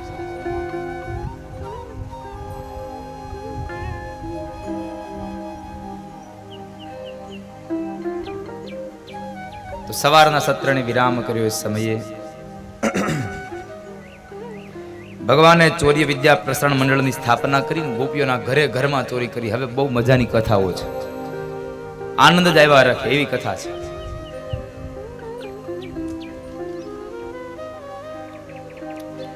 ચોરી વિદ્યા પ્રસારણ મંડળ પેલું વેલું મંડળ ભગવાને સ્થાપ્યું. આપણે ગોપા મંડળ, આપણું ગોપી મંડળ, આ બધું પછી આવ્યું. પેલું વેલું મંડળ ભગવાને સ્થાપ્યું, ચોરી વિદ્યા પ્રસારણ મંડળ. ઘરે ઘરમાં ચોરી કરવા જાય, માખણ ખાઈ આવે, માટલા ફોડી આવે, વળી વ્યા જાય. બધી ગોપીઓના ઘરની અંદર ભગવાને એવો ત્રાસ આપ્યો, એવો ત્રાસ આપ્યો. બધી ગોપીઓ એક વખતના સમયે ભેગી મળી અને માં યશોદા પાસે આવે છે. આખું આંગણું ભરાઈ ગયું અને સવાર સવારમાં ગોપીઓ રાડે રાડ થયું, બૂમા બૂમ, યશોદા, એ યશોદા, બહાર આવ. યશોદા કહે છે અત્યારમાં શું છે? જ્યાં ઓરડામાંથી ઓસરીમાં આવે ને જ્યાં ઓસરીમાં કોરે જોવે તો આવો આખું ફળિયું ભર્યું છે આંગણું. અરે ગોપીઓ, આ અત્યારમાં શું છે ને આટલી બધી બૂમાબૂમ શાની કરો છો? એક ગોપી કહે છે યશોદા, તારા છોકરાને સમજાવ ને, બહુ ખરાબ ટેવ પડી ગઈ છે, તારો છોકરો ચોરી કરતા શીખી ગયો છે.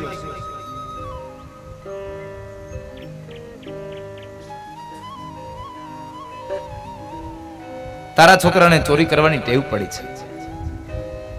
યશોદા કહે છે ખબરદાર ગોપીઓ, કોઈ દિવસ બોલ્યું છો તો મારા છોકરાને ચોર કહેતું નહીં કોઈ દિવસ.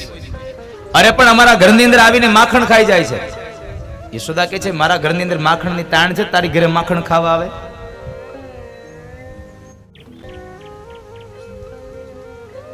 છતાં માને એમ થયું કદાચ આ ગયો હોય. એટલે એ સમયે માં બરાબર ઓરડામાં ગયા અને ઓરડામાં જઈ મોટી એવી ગોરસની એક ગોળી ભરી અને આંગણામાં મૂકી દીધી અને કહે છે ગોપીઓ, તમારા ઘરમાંથી મારો લાલો જેટલું ખાઈ ગયો હોય ને એનું ડબલ લઈ લ્યો, પણ આજ પછી મારા છોકરાને કોઈ દી ચોર કહેતું નહીં, કારણ કે તમે અત્યારથી ને ચોર ચોર કહેવા લાગો તો કાલ સવારે મારે એના હજી લગ્ન કરવા છે. કોઈ છોકરી નો દે, છાપ ખરાબ પડી જાય તો છોકરી ના આપે કોઈ. એક ગોપી કહે છે અરે યશોદા, તારો છોકરો માખણ ખાઈ જાય કદાચ બે લોંદા તો શું અમારે થઈ જવાનું? તો પછી શા માટે તમે અહીંયા ફરિયાદ લઈને આવ્યું? અને તમને એમ થતું હોય કે મારો છોકરો તમારા ઘરની અંદર માખણ ખાઈ જાય છે તો ઊંચે લટકાવી દો ને શીકામાં, એટલે ન આંબી શકે. એક ગોપી કહે છે યશોદા એ કરી જોયું, પણ તારો છોકરો એકલો આવે તો ને, તો એ આખા ગામના છોકરાને ભેગા લઈને આવે છે, એકબીજાના ખંભે ચડી જાય અને પછી મટુકા ઉતાર લે છે. માં યશોદા લાલાને બોલાવ્યો, લાલા અહીં આવતો બેટા, તું આખા ગામના છોકરાઓને લઈને આ ગોપીના ઘરમાં માખણ ખાવા જા છો? કનૈયો મૂંઝાયો, હવે જવાબ શું દઉં? પછી ભગવાન કહે છે અરે માં, આ ગોપીઓના છોકરા હોય અને ઈ એના ઘરની અંદર માખણ ખાય એનું, તો મારે થોડી ને ના પડે કે ભાઈ તું માખણ નહીં ખાતો, એ ગોપીનો છોકરો હતો. યશોદા કહે છે ગોપીઓ ભલે ને માખણ ખાઈ ગયું, આ છોકરા ક્યાં કોઈ બાર ગામના, આપણા જ છે ને. ગોપી કહે છે યશોદા, કદાચ તારો છોકરો માખણ ખાય, ગામના છોકરા માખણ ખાઈ જાય, એની સામે વાંધો નથી, તો પછી શું કામ ફરિયાદ લઈને આવ્યું? અરે અમારે રોજ કેટલાક માટલા લેવા જવા. કેમ? અરે તારો છોકરો માટલા ફોડી નાખે છે મારા. લાલા તું આવું કરે દીકરા? માં હું ફોડતો નથી, પણ હું નીચે મૂકવા જાઉં ત્યાં ફૂટી જાય છે, માટીના હોય છે ને, તો માટીના મટુકા હોય છે એટલે ફૂટી જાય છે. યશોદા કહે છે વાત સાચી છે લાલા તારી, માટીના મટુકા હોય એટલે ફૂટી જાય. વળી ગોપીની વાત ટાળી નાખી. એક ગોપી કહે છે યશોદા, માટલા ફોડી નાખે એનોય વાંધો નથી, પણ તારા છોકરાને હમણાંથી એવી ટેવ પડી ગઈ છે. અમે સવારમાં ઉઠીને ઘરના કામ કરીએ ને અમારા છોકરા ઘોડિયામાં સૂતા હોય ને તો આવી અને ચીટલા ભરીને રડાવીને વયો જાય છે. પછી અમારા છોકરા ઘરનું કામ નથી કરવા દેતા. લાલા તું આવું કરે બેટા? માં તે નહોતું કીધું અચ્છે બચ્ચે બહુ સોતે નહીં? તો મને એમ થયું કે આની ઉપર કદાચ ખરાબ અસર પડશે અને સંસ્કાર નહીં આવે, એટલે હું નથી નીકળ્યો, હૂતો તો હું એને જગાડતો આવ્યો. યશોદા કહે છે ગોપીઓ આ તમારા છોકરાનું ધ્યાન રાખે છે તોય તમે મારા છોકરાની ફરિયાદ કરો છો? એક પણ ગોપીની ફરિયાદ ભગવાન કૃષ્ણએ માને ગમે એવી ન કરવા દીધી. છેલ્લે એક ગોપી કહે છે યશોદા છોકરાને કદાચ જગાડી દે ને એને અમે સંભાળી લઈએ, પણ જ્યારે ગાયોને દેહવાનો સમય થાય ને ત્યાર પેલા તારો છોકરો વાછડાઓને છોડી મૂકે છે, એટલે વાછડા બધું જ દૂધ ધાવી જાય, એટલે પછી અમારા છોકરા ભૂખ્યા ટળવળે છે. લાલા તું આવું કરે છે? અરે આ વાછડાઓને તું છોડી મૂકે છે? અરે માં પણ સાંભળ તો ખરા, એમાં થયું એવું કે હું બરાબર ત્યાંથી નીકળ્યો અને વાછડું માં માં કરતું હતું, મને એમ કે એની માં પાસે જવું છે તો મેં એને છોડી નાખ્યું. માએ ઓવણ લીધા, વારી જાવ લલ્લા તુજ પર વારી જાવ. માં કહે છે ગોપીઓ જુઓ તો ખરા મારો દીકરો કેટલો ડાયો છે, બધા જીવાત્મા પ્રત્યે કેટલો પ્રેમ રાખે, કેટલો ભાવ છે, અને તમે આવી નાહકની ફરિયાદ કરવા આવ્યો છો. બહુ બધી વાત થઈ, એક પણ ગોપીની ફરિયાદ માએ ન સાંભળી. બધી ગોપીઓને ધમકાવીને કાઢી મૂકીને છેલ્લે કહી દીધું કે આજ પછી કોઈ દિવસ ફરિયાદ લઈને આવતું નહીં, અને જ્યારે રંગે હાથ પકડો ત્યારે આવજો, ત્યાર પેલા તો કોઈ દી આવતું નહીં. બધી ગોપીઓ ગઈ બિચારી. એક બે દિવસ થયા અને બરાબર ગોપીઓ બધી યમુના કિનારે ભેગી મળી છે, બેઠી છે. બધી ગોપીઓ પોતાના ઘરની વ્યથા કહે છે. શું કરવું, ગમે તેમ ધ્યાન રાખીએ તો માખણ ચોરી જાય છે, ગમે તેમ કરીએ તો માખણ ચોરાઈ જાય છે, શું કરવું?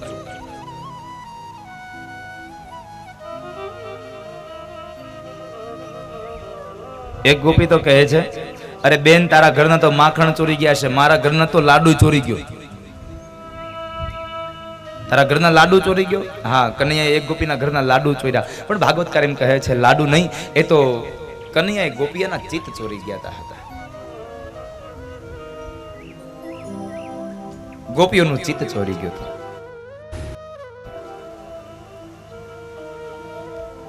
એકવાર એક ગોપી ઘરમાં લાડુ બનાવતી હતી, એટલે જે ગોપી લાડુ બનાવતી હતી એનો છોકરો આવ્યો કનૈયા પાસે.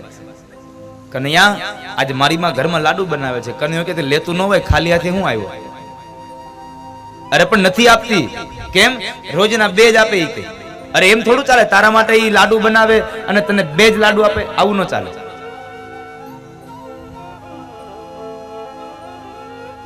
આવું ન ચાલે. અરે પણ કનૈયા નથી આપતી તો હું શું કરું? એક કામ કર, તારી માં બે લાડુ આપે ને હું તને 4 લાડુ આપું, બોલ મારું કામ થઈ જશે. તું 4 લાડવા દે, તારું કામ થઈ જાય. છોકરાને બીજું શું હોય?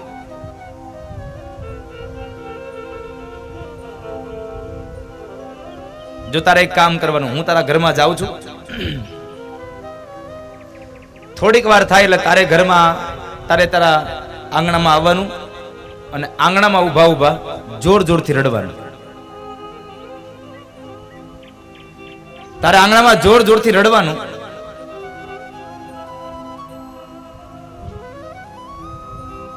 જ્યાં સુધી હું તારા ઘરની બહાર ન નીકળી જાઉં ત્યાં સુધી તારે રડવાનું બંધ નહીં કરવાનું. ભલે કનૈયા, તને તારા 4 લાડવા મળી જશે. ગોપી બરાબર લાડુ બનાવે છે ઓરડામાં બેઠી બેઠી, અને ભગવાન કૃષ્ણ ગયા છે. દરવાજામાં પ્રવેશ કર્યો, ત્યાંથી ગોપી કેમ છે, મજામાં ને? ગોપી જ્યાં આમ જોયે ત્યાં ઓહો આ તો લ્યો ચોર આવી ગયો. આવ કનૈયા આવ, બેસ. ભગવાનને એને બેસાડ્યા છે. ભગવાન બેઠા, ગોપીની હારે વાતોચીતો કરે. પછી ભગવાન કહે છે ગોપી લાડુ દે ને તારા. આ લાડુ દેને. ગોપીએ સ્પષ્ટ ઘસી ના પડી, નહીં કનૈયા લાડુ નહીં મળે. યશોદાને કે જા બનાવે. અરે પણ યશોદાને હું કહું હમણાં બનાવી દે, પણ ગોપી તને ખબર નથી તારા હાથના જેવા લાડુ મીઠા થાય છે ને એવા તો લાડુ કોઈ દિવસ કોઈના હાથના ચાખ્યા જ નથી. તું લાડુ દેને. ગોપી એકની બે ન થઈ, બે હજી વાતો કરે છે. ત્યાં બરાબર યુક્તિ પ્રમાણે છોકરો આંગણામાં આવ્યો અને જોર જોરથી રડે છે. જોર જોરથી રડે છે. ગોપીના કાને અવાજ આવ્યો. અવાજ ઓળખી ગઈ ગોપી કે આ તો મારા છોકરાનો અવાજ છે.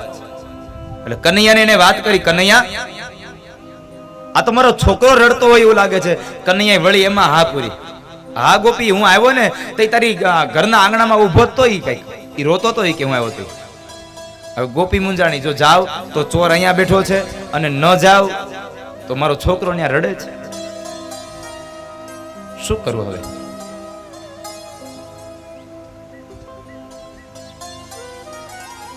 જાવ કે ન જાવ?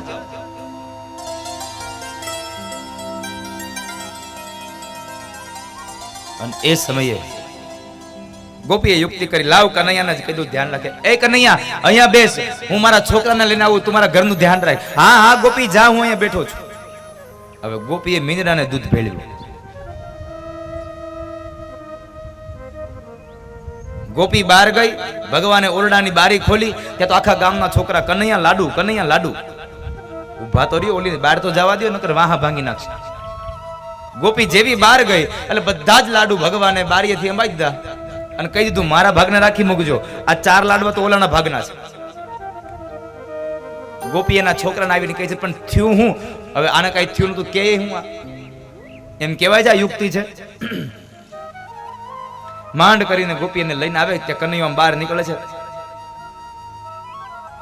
બે હાથને સંતાડ્યા છે. ગોપી જોઈ ગઈ, કનૈયા ક્યાં જા છો? અરે ગોપી જવા દે ને, મારી માં મને ખીજાશે. આમ જતો ખરી, મોડું થઈ ગયું. બેસ ઘડી. ના ના ના. ઓરડામાંથી કનૈયો બહાર નીકળ્યો અને ગોપી બરાબર ઓરડામાં જાય. ગોપી આમ વળીને આ બાજુ કનૈયો થોડુંક પાછા પગ કરી અને એના ઓલા છોકરાના હાથમાં 4 લાડવા આપ્યા અને કાનમાં કહેતો આવ્યો, આ તારા 4 લાડવા, હવે તું જાણ ને તારી માં જાણે. હું તો આ હાલ્યો.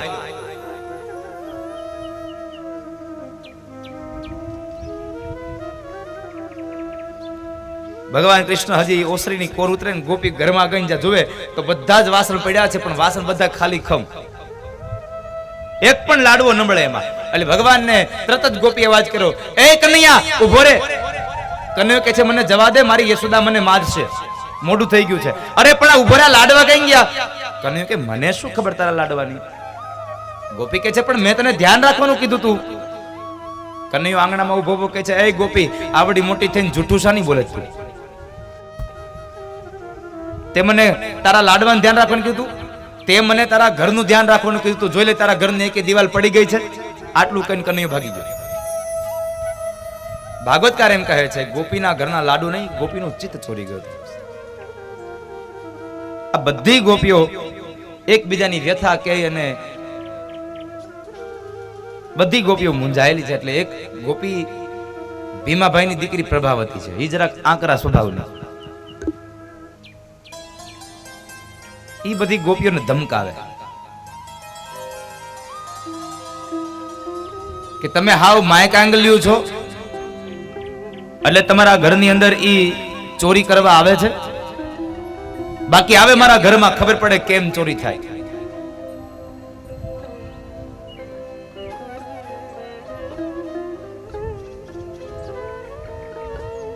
અને એ સમયે બધી ગોપીઓ હા પાડી, આ વાત સાચી છે, આના ઘરમાં કોઈ દી નથી જોઈ. બધી ગોપીઓ સાંજે ઘરે આવી અને સાંજે ઘરે આવીને જ્યાં વાતો કરે છે ને એ ગોપીઓના છોકરાઓને કહે છે. એના છોકરાઓને કહે છે કે છોકરાઓ તમે બધાયના ઘરમાં જાઓ છો, કોક દી ઓલી પ્રભાવતીના ઘરે જાઓ તો ખબર પડે કેમ ચોરી થાય.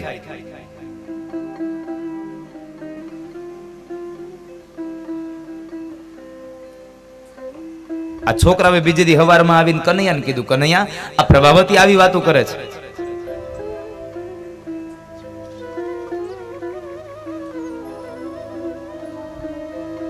કઈ વાંધો નહીં.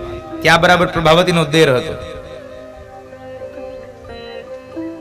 એને કીધું કનૈયા આજ મારી ભાભીએ સરસ મજાનું તાજું માખણ ઉતાર્યું છે. કનૈયો કે હાલો તો ન્યા જ જાય. એક ગોવાળીઓ કે છે કનૈયા રેવા દે, દેવડેરા મૂકીને હનુમાનની હડફેટે ન ચડાય, એને રેવા દે. પણ કનૈયો એક નો બે ન થયો. નહીં, માખણ ખાવું તો આજે પ્રભાવતીના ઘરનું જ, નકર કોઈના ઘરનું માખણ નથી ખાવું. છે ભગવાને હઠ કરી બે ગોવાળા મોકલા, જોયાઓ જાવ ગોપી ઘરમાં છે કે નહીં. બરાબર આવીને જોવે છે પાણીયાળાની અંદર માટલા ન હોય એટલે ગોપી પાણી ભરવા ગઈ છે. માટલા હતા નહીં, ગોપી પાણી ભરવા ગઈ છે. કનૈયાને આવીને સમાચાર આપ્યા. ગામના છોકરાઓને લઈને ગયો અને મોટી બધી ગોરસની ગોળી ભરી હતી. બધાએ માખણ ખાધું, બધાએ માખણ ખાઈ લીધું. તો વધ્યું તો કૂતરાઓને, બિલાડાઓને, વાંદરાઓને, કાગડાઓને બધાને ખવડાવ્યું, તોય વધ્યું. એક ગોવાળીઓ આવીને કહે છે કનૈયા આ માખણ તો તોય વધ્યું, હવે આનું શું કરવાનું? કનૈયો કહે છે કામ કરો, આ ગોપી હમણાં બહુ કાંઠી થઈ ગઈ છે, એને જરાય નવરાઈ મળતી નથી. આમ જો તો ખરા એના ઘરની ગાર ઉછળી ગઈ છે, લીપણ કરી દો.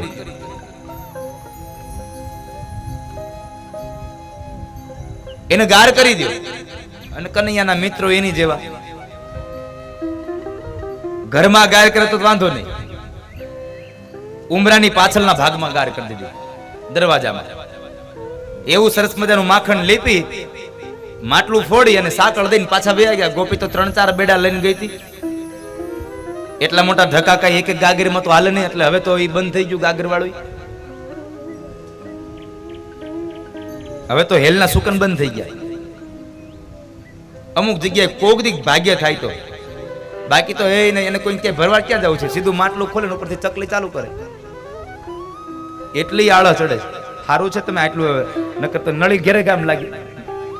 જ્યાં બેઠા ત્યાં ગ્લાસ ભરીને ન જાય, સોફા પાસે એક ગોઠવી દે.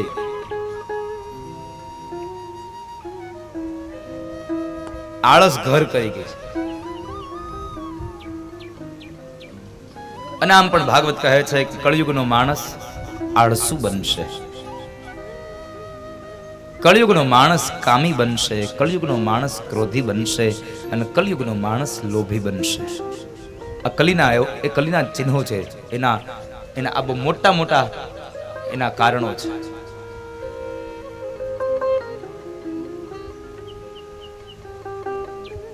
એ સમયે ગોપી બરાબર પાણી ભરીને આવી અને ગોપીએ સાકળ ઉતારી. નીચે તો જોયું નહીં, કારણ કે માથામાં બેડા હતા બે, એટલે નીચે કઈ નજર કરીને સીધો પગ મૂક્યો. હવે માખણમાં પગ મૂકીને દશા શું થાય? એને સીધી હામી દીવાલ. ગોપી પડી, કમરના મણકામાં વાગ્યું. પડે કઈ થોડી, કઈ વાગે નહીં એને.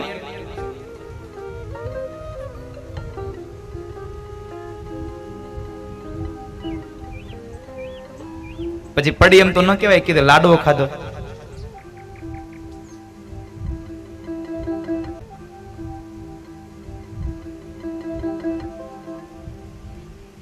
ગોપી સમજી ગયા આ કનૈયો આવ્યો ઘરમાં. હવે ગોપી પાછી એનાથી વધારે બુદ્ધિશાળી બની. ગોપી કહે છે યશોદા આમ તો માનશે નહીં, રંગે હાથ પકડવો પડશે. એટલે ગોપીએ બરાબર તાજું માખણ ઉતાર્યું. બીજા દિવસે ઘરના મધ્યમાં શિકામાં ઉપર લટકાવી દીધું અને ગોપી બેડા લઈ અને ઘરના એક ડામચિયાની પાછળ સંતાઈ ગઈ, ખૂણામાં, અંધારામાં. ગામના છોકરાઓને ખબર પડી એટલે વળી પાછા એને જ્ઞા આવ્યા પાછા. અને આખો આમ દરવાજો ખોલીને 1 2 3 4 આમ કરતા કરતા આખું ઘર ભરાઈ ગયું. આખું ઘર ભરાનું, આખું ઘર ભરાણું ને એમાં ખૂણામાં બેઠી બેઠી પ્રભાવતી જોઈ ગઈ, લે આ તો મારો દેર હોતે આમાં છે. કઈ વાંધો નહીં, આખી આ બધું નજરે જોવે છે ગોપી. બધાએ માટલું ગોઈતું ઉપર લટકે છે, હવાનું ઉતારવું કેમ? એટલે એ સમયે બધાએ શું કર્યું? 4-5 ગોવાળિયા નીચે નમી ગયા, એના ઉપર 2-3 એના આમ કરતા કરતા ભગવાન ઉપર ચડ્યા. આ અત્યારના સમયની આપણે પિરામિડ, આ ભગવાને ત્યાંથી શીખડાવી દીધી પિરામિડ. માત્ર સમય પ્રમાણે નામ અને સ્વરૂપો બદલા છે, બાકી વસ્તુ તો પેલા પણ ઉપયોગ થતી હતી. અત્યારે થાય છે એવું નથી, પેલા પણ ઉપયોગ થતી હતી, માત્ર સમય પ્રમાણે આ બધું માત્ર ફેરફાર થતું ગયું છે.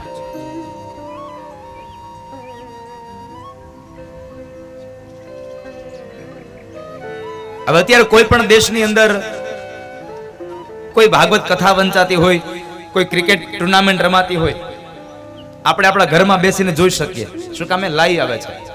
અત્યારે આવ્યું ના, પહેલેથી હતું આ તો.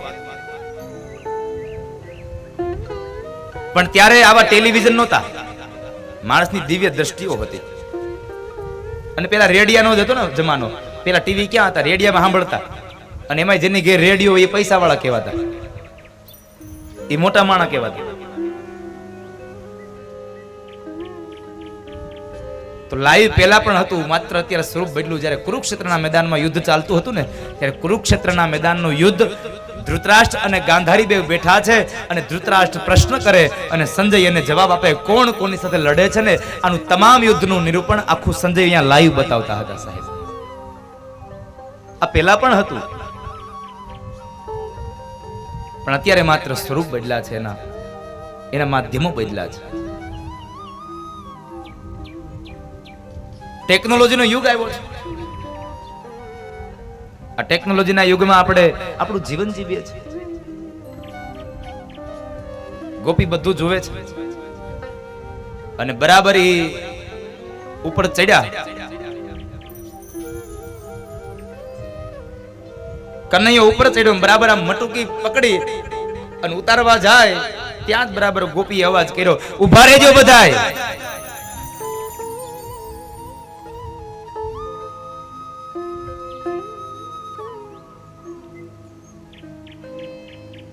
હવે પ્રભાવતીના મોઢામાંથી અવાજ નીકળે, ઉભા રહેજો, પછી એકી ને ઉભા રહે. બધા ગોવાળિયાઓ નીચે નિમાતા ને બધા વ્યા ગયા, પણ કનૈયો શીકું પકડીને લટકી રહ્યો, જાણે લોલક ઘડિયાળનું લોલક લબડતું હોય. ઈ લબડી ગયો. હવે શું કરવું? કનૈયો કે છે આજ મરાઈ ગયા, કારણ આજ રંગે હાથ પકડાઈ ગયો. હવે ગોપી મારશે. આજ પ્રભાવતી જોર જોરથી મંડી બોલવા, કેદડાની ફરિયાદ કરતી હતી પણ કોઈની ફરિયાદ માનતી નહોતી. આજ રંગે હાથ પકડાઈ ગઈ છે, હવે ક્યાં જશે? હમણાં બોલાય એવું યશોદાને, આ જોઈ લે તારો છોકરો. કનૈયો કહે છે ગોપી, આજનો દાડો જવા દે, હવે તારા ઘરમાં આવે બીજો, આજ પછી તારા ઘરની હામું ન જો, બસ આજ નો દી જવા દે મને. પ્રભાવતી એક ની બે ન થઈ, નહીં હમણાં યશોદાને બોલાય એવું. કનૈયે બહુ મનાવવાની વાત કરી, પણ પ્રભાવતી ન માની ને, એટલે કનૈયો કે છે કામ કર, તારે મને માર જ ખવડાવો છે ને, તો યશોદાને અહીંયા લઈ આવી, એના કરતા તું મને જ યશોદા પાસે લઈ જા. હાલ. કનૈયો કે અહીંથી નીચે ઉતારે તો કઈક મેળ આવી જાય. હજી કે ગોપી એમ થયું વાતે હાથી, હાલ લઈ જાવ હું જઈને. ગોપીએ નીચે ઉતાર્યો અને નીચે ઉતારીને એનું બાવડું પકડ્યું અને ઘૂમટો તાણી અને ગોપી નીકળી. કનૈયાનો હાથ પકડીને લઈ જાય છે. અહીં તો ડેલીની બહાર નીકળી ને, ઘરની બહાર, ત્યાં ગામના બધા છોકરા ભેગા થઈ ગયા. હારે આખું ટોળું થઈ ગયું. હજી શેરીનો ખૂણો આમ પસાર થયો ન થયો, ત્યારે પેલા તો કનૈયો કહે છે ગોપી હાથ મૂકી દે ને મારો. ના હો કનૈયા તું ભાગી જા. અરે ગોપી નહીં ભાગું. ના કનૈયા તું ભાગી જા. આજ તો યશોદાને તારા હાથે હાથ આપીને તને માર ખવડાવું જો. કનૈયો કહે છે પણ ગોપી મારો હાથ લાલ થઈ ગયો. ગોપી કહે છે થોડીક રાહ જો, હમણાં લાફો પડશે ને એટલે ગાલ હોતે લાલ થઈ જાય, થોડીક રાહ જો. કનૈયો કહે છે તારે મને માર જ ખવડાવવો છે ને, હું નહીં ભાગી જાઉં. આલે તને મારી માથે ભરોસો ન આવતો હોય તો મારો આલે બીજો હાથ પકડી લે. હવે ગોપીએ લાજ તાણી હતી, એક હાથ મૂક્યો ને બીજો પકડી લીધો. કનૈયો કહેતો તો નીચે ઉતારે ને તો હું પૂગી જાઉં. ગોપીએ એક હાથ મૂક્યો ને બીજો હાથ પકડ્યો. ગોપીના મનમાં એમ છે કનૈયાનો હાથ છે, પણ કનૈયાનું માથું ભાંગે એવો. બરાબર ગોપીની બાજુમાં જ ઈ ગોપીનો દેર હાલ્યો જતો હતો, કનૈયાએ એનો હાથ મુકાવી અને દેરનો હાથ પકડાઈ દીધો. એના દેરનો હાથ પકડાયો. Out there, the sun sets you free, but everything else will cost you. કનૈયો દોડી અને માં યશોદાની ગોદમાં જઈને બેસી ગયો. માને પ્રશ્ન કર્યો, હેમાં હું તારો દીકરો કે નહીં? યશોદા કે આ કોઈ દિને આજ આવું કેમ પૂછે છે? લાલા શું થયું? અરે પણ તું મને જવાબ દે ને, હું તારો દીકરો કે નહીં? અરે હા તું મારો જ લલ્લો છો. તો તને મારી માથે ભરોસો આવે કે ના આવે? અરે આવે જ ને. માં સાચું કહું ને તો હું કોઈ ગોપીના ઘરમાં માખણ ચોરી કરવા જાતો નથી, પણ આ ગોપીઓ ખોટે ખોટી મારી ફરિયાદ કરે છે માં. અરે પણ લાલા મેં તને કઈ કીધું? પણ માં તું વિચાર કર, આજ કોઈ ગોપી તને ફરિયાદ કરવા આવે કે લાલો મારા ઘરની અંદર માખણ ખાય છે, તો તું માને ખરી? અરે આવા તો દેખ, એવી ધમકાવું કોઈ દી તારી હામું ન જોવે. એવું વાતાવરણ બધું કનૈયાએ બાંધી લીધું મા પાસે. અને ત્યાં બરાબર પ્રભાવતી આંગણામાં આવી, યશોદા, એ યશોદા બહાર આવ, આ તારા છોકરાને રંગે હાથ પકડીને લાવી છું. કનૈયો કે માં જોતો ખરા, તને કીધું ત્યાં તો આવી હોતે. આ તો માં દીકરો બે બહાર આવ્યા. ઓસરીમાં આવી આંગણામાં આવીને યશોદા કે છે, એ ગોપી જરા નિરાતે બોલ, રાડો ન નાખ, અને આ લાજ ઉગાડી નાખ, નંદ બાબા ઘરમાં નથી. તોય ગોપી બોલતા બોલતા હો, રંગે હાથ પકડીને લાવી છું, આમ છે તેમ છે, ને જ્યાં લાજ ઉગાડે ને જ્યાં જોવે તો સામે યશોદા ને બાજુમાં કૃષ્ણ ઉભા છે. કનૈયાને યશોદાની બાજુમાં જોઈ અને પ્રભાવતીની આંખો ફાટી ગઈ કે હું આ મારા હાથમાં પકડીને લાવી છું, તો આ ન્યા છે તો મારા હાથમાં કોણ? જ્યાં અહીંયા જોવે તેનો દેર. ગોપી નીચે જોઈ ગઈ શરમને લઈને, શરમાઈ ગઈ છે ગોપી. યશોદાએ એવી ધમકાવી, પ્રભાવતી આજ પછી ફરિયાદ લઈને આવી છો તો તારી ખેર નથી.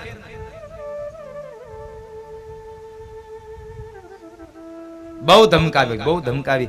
શરમને લઈ અને ગોપી એના દેરનું હાથ તો મૂકી દો, જાતી ઘરે જવા માટે નીકળી ગઈ. પણ નીકળતા એના દેરના કાનમાં કહેતી કે મુવા તું ઘેરે આવ, આ બધા ધંધા તારા છે, તું ઘેરે આવ. ગોપી હજી બરાબર ઘરના આંગણામાંથી બહાર નીકળી અને બધું ટોળું ગયું બહાર. એટલે કનૈયો માને કે છે, માં હું રમવા જાઉં આ મારા મિત્રો હારે. યશોદા કહે છે, જા ખરો, પણ કોઈ ગોપીના ઘરના તોફાન ન કરતો. માં નહીં કરું, જવા દે. ભગવાન કૃષ્ણ ગયા, દોડતા ગયા છે. બીજી શેરીઓમાંથી નીકળી અને ગોપી બરાબર ચોકમાં પહોંચી. ત્યાં ચોકમાં આગળ જઈને ઉભો રહી ગયો. ચોકમાં આગળ જઈને ઉભો રહ્યો અને કનૈયાએ ગોપીને પ્રભાવતીને અંગૂઠો બતાવીને કહે છે, લે માર ખવડાવી લીધો.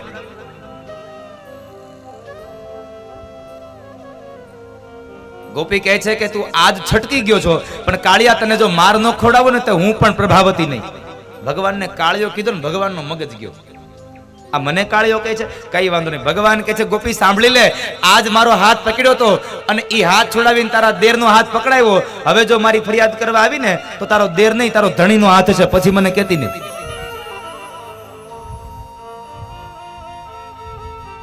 તારા ધણીનો હાથ પકડાઈ દઈશ. અને એ સમયે પ્રભાવતીને ભગવાને પાઠ શીખડાવ્યો, પાઠ ભણાવ્યો. આ કથા હાસ્યની સાથે એક એટલો મર્મ સમજાવે છે કે જીવનમાં કોઈ દી અહંકાર ન કરશો, જિંદગીમાં કોઈ દી અહંકાર ન કરવો. કારણ કે અહંકાર તો 10 માથાવાળા રાવણનું નથી રહ્યું, તો આપણું તો શું રહેવાનું? આપણે તો પામર મનુષ્યો છીએ. ગર્વ કિયો સોઈ નર હાર્યો. ગર્વ કર્યો સમજો તમારું પતન થયું.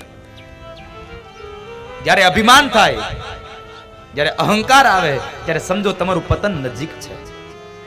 ભગવાનને પ્રાર્થના કરજો, પ્રભુ જેટલું ધન આપો એટલું ધન આપજો, જેટલી સંપદા આપી એટલી સંપદા આપજો, જેટલી કીર્તિ આપી હોય એટલી કીર્તિ આપજો, પણ કૃપા કરીને એક મારા નાથ મારી પ્રાર્થના સાંભળજો.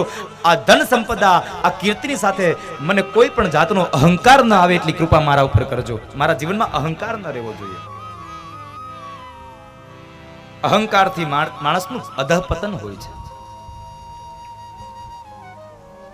એને પાઠ ભણાવ્યો પ્રભાવતીને. પ્રભાવતીનો પાઠ ભણાવીને અંતે ભગવાન આ દુનિયાને એક સંદેશો આપ્યો, માનવ જીવનને એક સંદેશો વ્યાપ્ત કર્યો કે જીવનમાં અહંકાર ન કરશો.